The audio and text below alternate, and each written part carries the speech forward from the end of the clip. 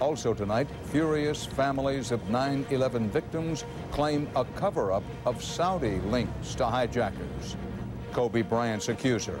Her identity is revealed and her reputation attacked. And making ends meet. It's getting a lot harder for students to afford even a state college.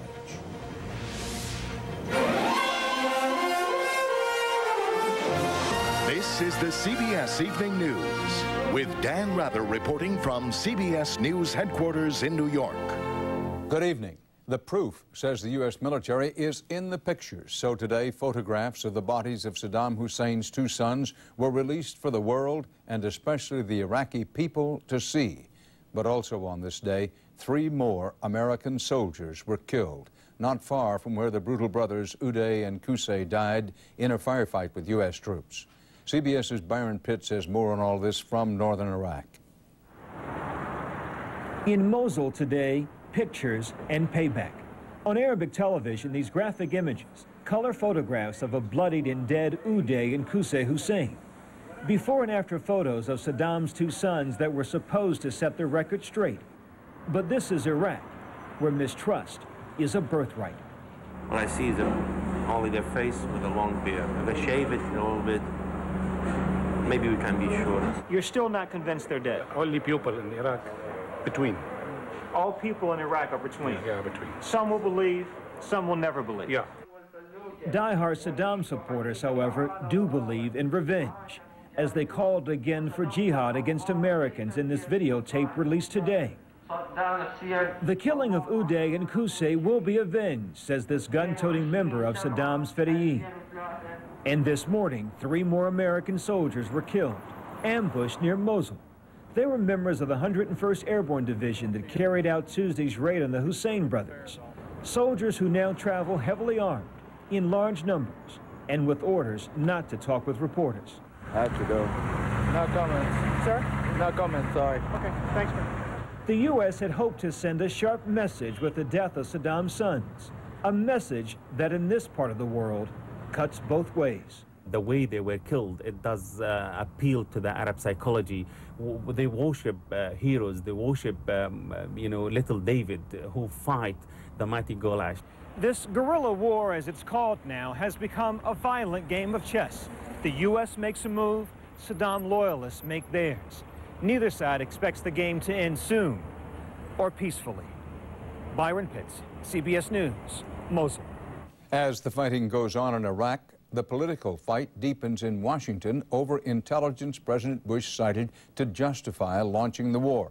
It's getting noisier and nastier by the day. And today, as White House correspondent John Roberts reports, both sides had plenty to say. Very much. It was the vice president who leapt to his boss's defense today, quoting from an October intelligence report that concluded there was high confidence Iraq was pursuing weapons of mass destruction. Ignoring such information or trying to wish it away would be irresponsible in the extreme. Cheney avoided other intelligence in that same paper, the now discredited reference to Iraq's desires for uranium. But today, a former CIA director, himself chastised for sloppiness in handling classified material, said the entire case about Iraq's weapons is beginning to look like a massive intelligence failure. If, however, no weapons of mass destruction or only a residual capability is found, the principal justification enunciated by the U.S. government for launching this war will have proven not to be credible. The White House is also on the defensive over charges it has waged a campaign of retribution against its critics. This White House is going to turn on you and attack you. They are going to question your patriotism. Democratic Senator Dick Durbin claims the White House tried to smear him for questioning the intelligence. And former Ambassador Joe Wilson, a Democrat who exposed the uranium claim as a fraud, found his credibility under attack and his wife's status as a CIA operative mysteriously leaked. Leaking the name of a CIA agent is tantamount to putting a gun to that agent's head. Some say it smacks of a political effort to intimidate others from coming forward, a charge the White House insists is nonsense. No one would be authorized to do that within this White House. That is simply not the way we operate, and that's simply not the way the president operates. Senator Schumer has asked the FBI to look into the leak on Wilson's wife. The Intelligence Committee may also investigate, and Democrats are considering a call for a special prosecutor. In other words, this is a long way from over. Dan? John Roberts reporting live from the White House. Thanks. President Bush has portrayed the war with Iraq as part of the overall war on terror that began with the September 11th attack on America.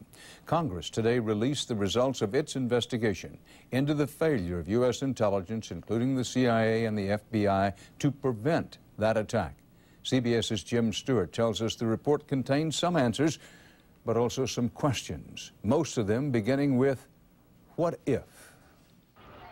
If the ultimate question about 9/11 is, could it have been prevented, the final answer provided by Congress today was probably so, if only every law enforcement and intelligence agency involved hadn't found a way to botch the job. Released this afternoon, the Joint Inquiry Report raises over and over tantalizing what-if scenarios, most of them revolving around these two men, Khalid al-Mihdhar and Nawak al-Hazmi, among the first of the 19 hijackers to come to America. What if, for example, the National Security Agency had paid more attention to a conversation it intercepted in 1999 that connected the two men to Al-Qaeda? Instead, the NSA didn't think it important and never shared its findings. What if the CIA had alerted everyone more quickly about observing the two men at an Al-Qaeda planning session in Malaysia in January 2000? Instead, the CIA never told the INS and the two terrorists flew straight to Los Angeles. Or what if the FBI had been just a bit more curious? After all, the report notes al-Mihdhar and al-Hazmi actually ended up boarding with this man, a paid FBI informant, who just casually mentioned their first names to his case agent. And the Bureau was actively investigating 4 other suspected terrorists the hijackers became friends with, but never stumbled across the actual terrorists themselves. Not, of course, until 9/11, when al-Mihdhar and al-Hazmi boarded American Airlines Flight 77 and crashed it into the Pentagon. And what, if any, financial support were the hijackers getting from other nations, especially Saudi Arabia? Don't look for those answers here. That entire section of the report was deleted at the insistence of the White House for security reasons. Finally, other tidbits include the fact that 2 unnamed terrorists reportedly made a test run through a New York airport security in 1998, and 9/11 mastermind Khalid Sheik Mohammed traveled to the U.S. as recently as May 2001 and was seeking recruits for a mission here. This isn't the final cut at what happened on 9/11. More studies will follow, but the conclusions will likely be the same. Al-Qaeda did the deed, but we made it too easy for them. Dan? Jim Stewart reporting live from our Washington bureau. As troublesome as the findings by Congress are, families of 9/11 victims say they still are not satisfied. They've been told the whole truth and nothing but the truth even now. CBS's Mika Brzezinski has spoken with some of them and has their story. So not right. They are known as the Jersey Girls, widows who lost their husbands on September 11th and found a mission. I don't want anyone to know what it is like to watch your husband burn alive on television. I would like to thank the families. After the attacks, they fought hard for an independent investigation, showing up in Washington on a regular basis. They wanted to know why so many government agencies failed to stop the 9/11 hijackers. 2 years out almost, and there still seems to be a shroud of secrecy. And today, they were back on Capitol Hill to express their dissatisfaction with the congressional report on 9/11. 15 of the 19 hijackers were Saudi. We have clear and convincing money trails linking the Saudi princes to the terrorists. Why that's not finding its way into the report, I don't know. This report is incomplete at best. Patty Casaza says she knows why. Geopolitical interests. Saudi Arabia provides a large amount of our oil. Do you believe the Bush administration is withholding information? Well, they're blacking out information in the report. To me, that's withholding information. Running into second. Patty's son John is 13. He used to think his father was Superman, untouchable, until the Trade Center fell. He wants to feel safe again. And so does Kristen, whose daughter Caroline is now 4. We have to email the speeches out. Not happy with the congressional report, these women will keep fighting to see to it that an independent commission reveals far more in its report due out next year. I am stronger, I am sure. But being stronger, I am also, my eyes are wide open. And watching Washington every step of the way. Mika Brzezinski, CBS News, New York.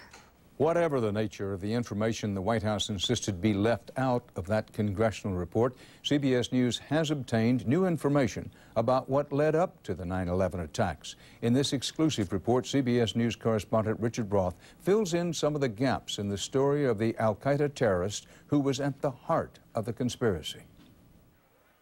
The man U.S. experts believe was the architect of 9/11 has told his interrogators that the plan for the U.S. attacks was conceived after a 1995 plot to blow up 11 passenger planes over the Pacific was foiled. Intelligence sources say Khalid Sheik Mohammed has also told them the 1995 operation was his first for Al-Qaeda. Khalid, who became Al-Qaeda's director of operations, claims he got around aviation security on a trial run for the terror attack on a flight from Manila to Seoul. He's told authorities he converted more than a dozen bottles of contact lens solution into bombs by replacing the fluid with a liquid explosive readily available in the Philippines, taking extra care to keep the bottle's plastic seals intact. To mimic a detonator he'd need to smuggle on board, Khalid taped a metal bolt to the instep of his foot and then wore jewelry and clothing with metal buttons to confuse security devices. Finally, he put condoms in his bag to support a cover story that he was traveling to meet women. Khalid boasted the test worked flawlessly. But police raiding this Manila apartment building stumbled across details of the planned attack and broke up Khalid's cell of accomplices. They also found a computer with the outline of another plan to crash airplanes into buildings in America. According to Khalid, the original idea for those attacks was to use light aircraft, easy to fly with minimal training. He's told interrogators the suggestion to hijack big commercial jets instead came from Osama bin Laden. Richard Roth, CBS News, London. Ahead here on the CBS Evening News, he is publicly accused of sexual assault. Does his accuser, the alleged rape victim, have a right to privacy? In a Virginia court today, some dramatic testimony in what's generally called the D.C. sniper case. A prison guard said suspect Lee Malvo told him he shot and wounded a middle school student just to rattle the local Maryland police chief, Charles Moose. Malvo's attorneys moved to have the guard's testimony ruled inadmissible. Malvo and John Mohammed are accused of 13 shooting deaths in D.C. and 5 states. It is a long-standing rule of many journalism organizations that alleged sex crime victims should not be publicly identified. In keeping with its own long-standing policy about this, CBS News will not name the young woman who accuses basketball star Kobe Bryant of assaulting her. But as CBS's Cynthia Bowers reports, for some others in the media, the times and the standards have changed. The family of Kobe Bryant's accuser begged him not to, but talk radio host Tom Likas did it anyway. People have a right to know who the accuser is, in my view, and anybody who doesn't want to listen, turn the radio off right now. Despite the backlash, he says he will broadcast the young woman's name again. Anybody can take one swipe and ruin a person's reputation permanently. Amazingly enough, though, the people who make the allegations are protected. The 19-year-old who worked at this Colorado resort is taking on one of the most popular players in the NBA. And from websites to the tabloid press, she is already facing some brutal scrutiny in the court of public opinion. I know how hard it is for her right now. Allison Jennings can relate. She says within hours of claiming she'd been raped by 4 Oklahoma State football players, her private pain became public knowledge. Immediately after I left the party and I went to the hospital, somebody called one of the news channels, so it was out right away. Here in Stillwater, she says, football's a religion and the players are gods, and she felt pressure not to file charges. How much damage did that night do to you? A lot. I mean, it completely disrupted my life and destroyed it. Although there are significant differences between this case and the charges Kobe Bryant faces, from the accuser's standpoint, one thing's the same. Making these kinds of allegations against a high-profile athlete in any sport can be a particularly painful process. I'm extremely proud of girls who see it through. Kathy Redmond says for 2 years, fear kept her from accusing a Nebraska football player of rape. Today, she runs an organization devoted to helping women like Kobe Bryant's accuser. She has basically run the gauntlet of slings and arrows that people have thrown at her. But by accusing a superstar in a world where anything is fair game, I don't see any reason to keep this name a secret. when it comes to the right to privacy, the verdict may already be in. Cynthia Bowers, CBS News, Stillwater, Oklahoma. Coming up on the CBS Evening News, a sea cruise like no other. They hope to see the USA in their Chevrolet. The date is set. California's Democratic Governor Gray Davis, re-elected just this past November, now faces a recall election October 7th. Davis is mounting a major fight-back campaign against potential Republican opponents. Movie star Arnold Schwarzenegger possibly among them. It will be a two-stage ballot. Voters say yes or no to recalling Davis, then choose from a list of candidates to replace him.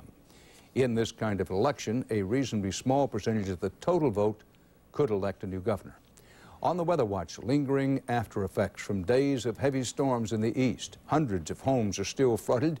One county alone suffered $100 million damage. In some rain-soaked areas, people left so quickly they barely had time to take their pets. And take a look at this auto salvage yard. Looks more like an underwater salvage operation.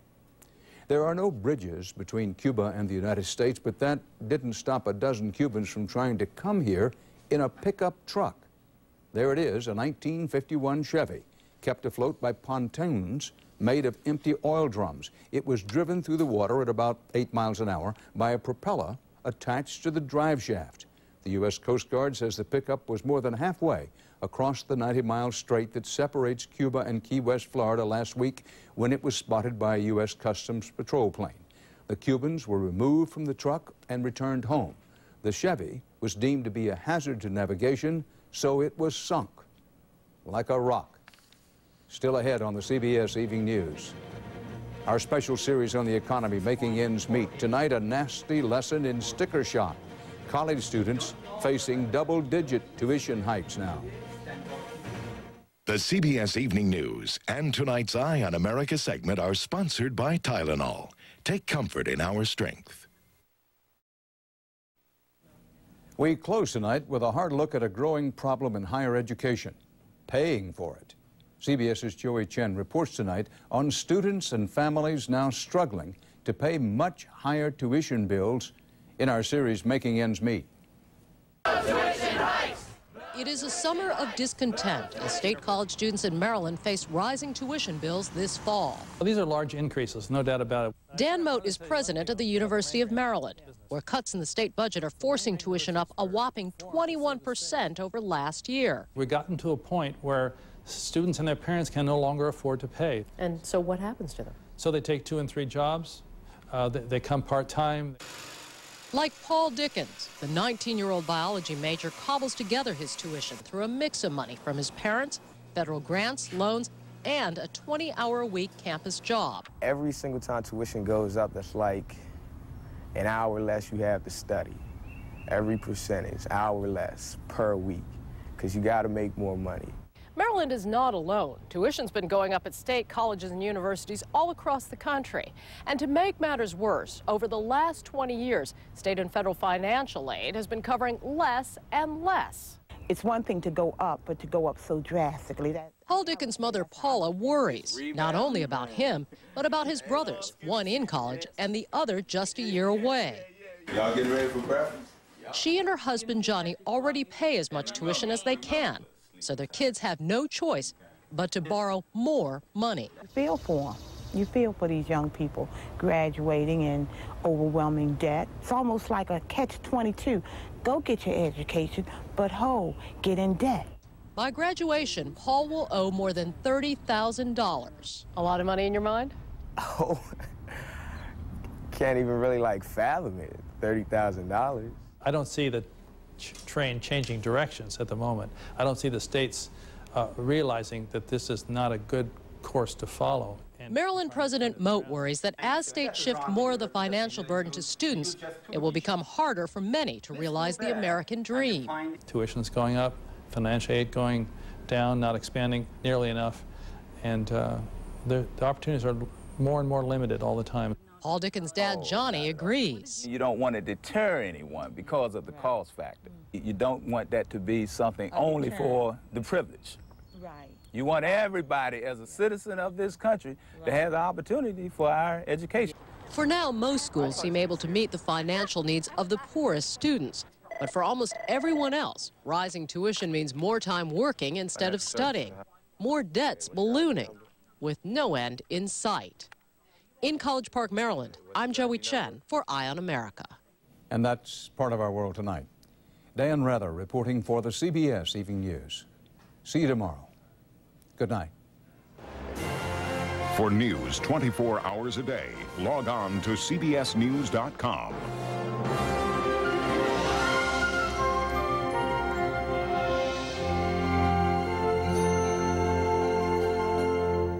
The biggest wave of the year and the daredevils who rode it. Tomorrow, experience CBS News.